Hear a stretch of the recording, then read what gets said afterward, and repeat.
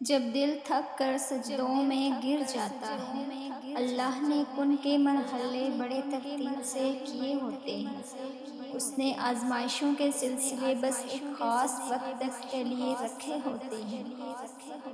نا امیدی سے امید کے وسیلے نکالتا ہے، جیسے اندھیری راتوں سے دن نکالتا ہے۔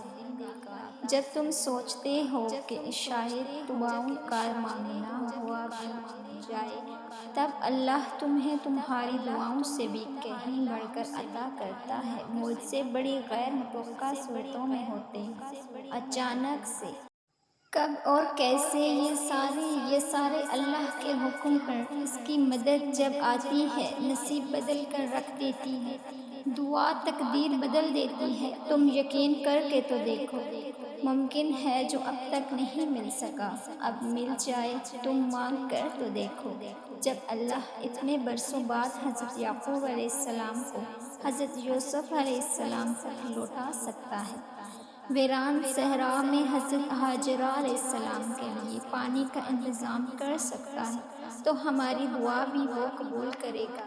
وقت اور کامل یقین سب بدلنے پر قادر ہے۔ بے شک اس کی ایک کن تمہاری تقدیر بدل دے گا۔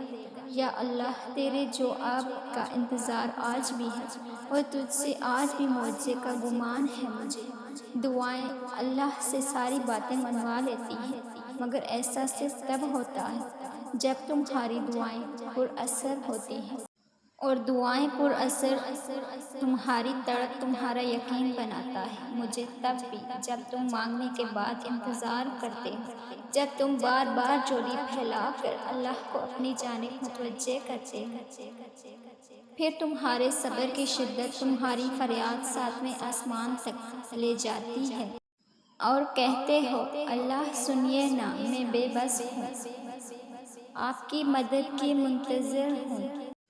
اور وہ دور ساتویں آسمانوں کے پار سے قدرتوں کے حاکم کی آواز آتی ہے، کن ہو جا فیکن، بس ساری چیزیں ہو جاتی ہیں۔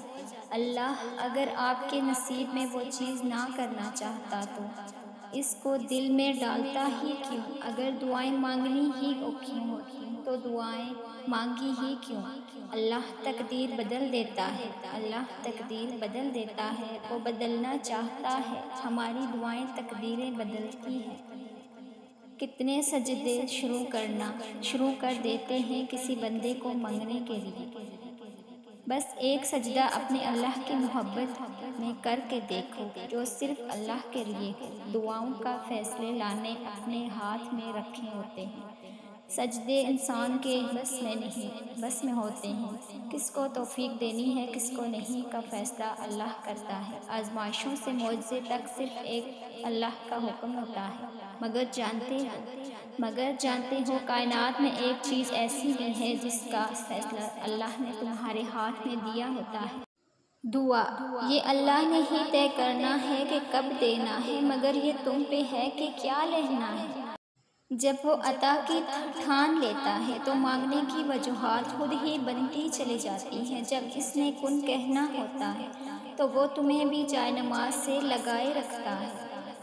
وہ جانتا ہے صبر بڑے حوصلے کی بات ہے، اس لیے وہ دعاؤں میں تمہارا دل تبھی لگاتا ہے جب قبولیت کا ارادہ کر لیتا ہے۔